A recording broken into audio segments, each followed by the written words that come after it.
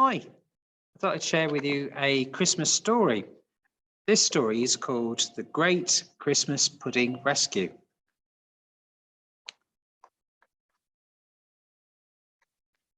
Snow fell softly and the air buzzed with excited whispers.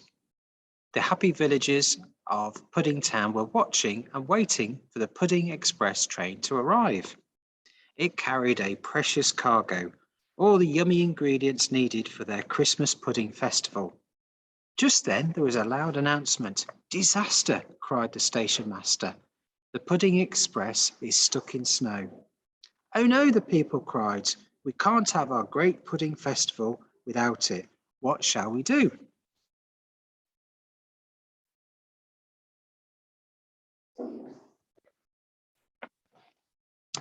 There was only one thing to do. The children wrote a letter to Santa. "Dear Santa, the Pudding Express is snowed up at Jam Station. On board are all the ingredients we need to cook the giant Christmas pudding for our great pudding festival. We can't have a pudding festival without a pudding. Please help, from the people of Pudding Town."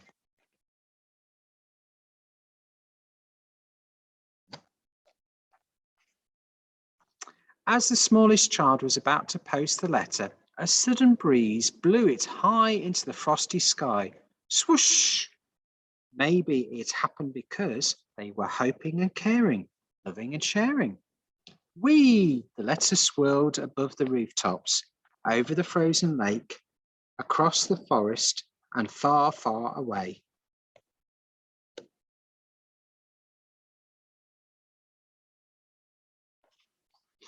Santa was in his workshop when the envelope swooped through his letterbox and landed on his desk. "Oh dear," he gasped, reading it. "Something must be done." Santa stomped outside into the snow and whistled very loudly. Out from the trees, animals and birds came hopping and skipping excitedly.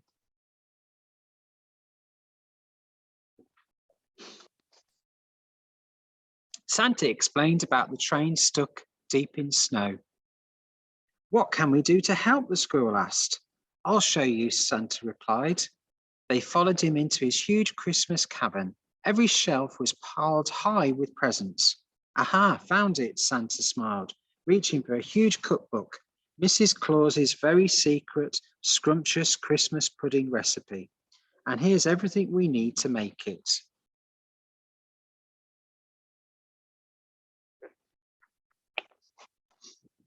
There was spicy cinnamon, crunchy almonds, brown sugar, juicy raisins, and sticky treacle.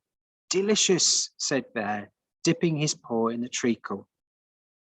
Santa found fresh brown eggs, creamy butter, squidgy cherries, and zingy ginger. "Smells lovely," squeaked Mouse. "Achoo," sneezed Fox, opening the flour packet. There was even a shiny silver sixpence to hide in the pudding and holly to decorate it. Each of the animals carried off an ingredient. "Thank you, friends," said Santa. "I would come with you, but it's Christmas Eve and I have a very important job to do."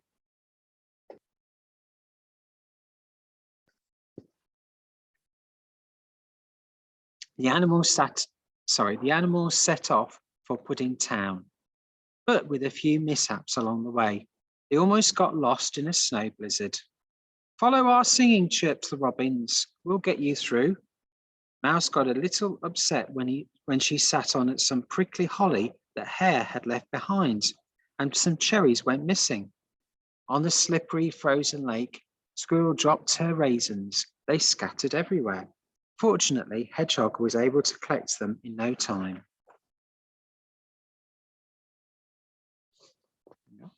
I love the way Hedgehog is collecting the raisins, look.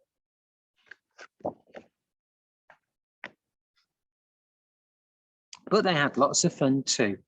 Skating across the frozen lake, egg juggling competitions, oops, and snow drifting, jumping. "It's getting late," Fox said. "We must hurry." There they are, having lots of fun.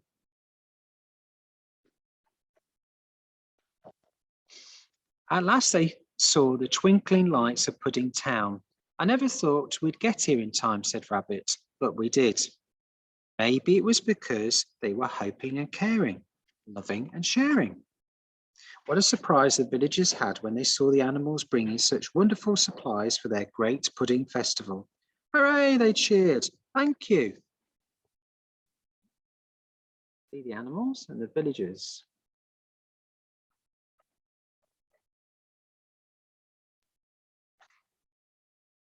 Everyone got straight to work. There was mixing and stirring, grating and chopping. I'm in charge of the tasting, laughed Bear. We're happy to help, said the children. There was adding and pouring, measuring and whisking. Finally, the pudding was ready to put in the oven. It's almost Christmas, the people yawned. We should get to bed before Santa arrives. There they are, busy.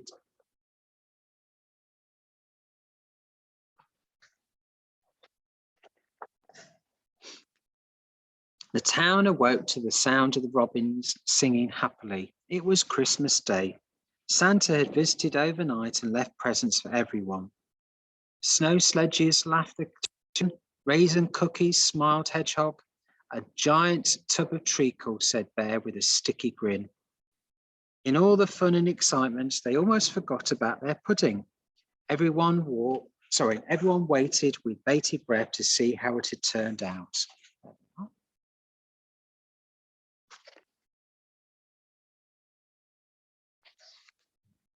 The pudding was enormous. It's our biggest ever, the people cheered. It was hot and steaming, and the yummy smell made everyone feel very hungry. I can't wait to taste it, grinned Bear. No one could. That is absolutely huge, isn't it?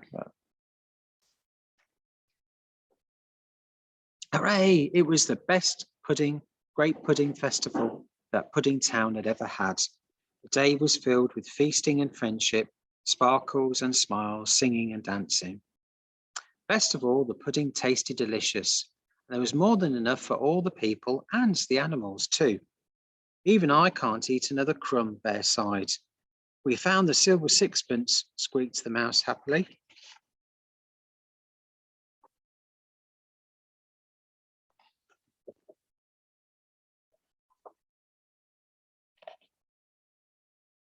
What a magical day we've shared, the villagers said to the animals. Thank you for helping us. You saved our great pudding festival. The animals smiled. Maybe it was because everyone had been hoping and caring, loving and sharing, that together they had all the right ingredients for the perfect Christmas.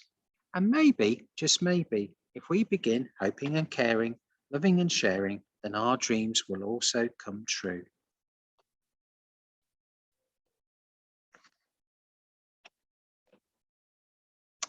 Hope you enjoyed that story, whether you have a Christmas pudding or not.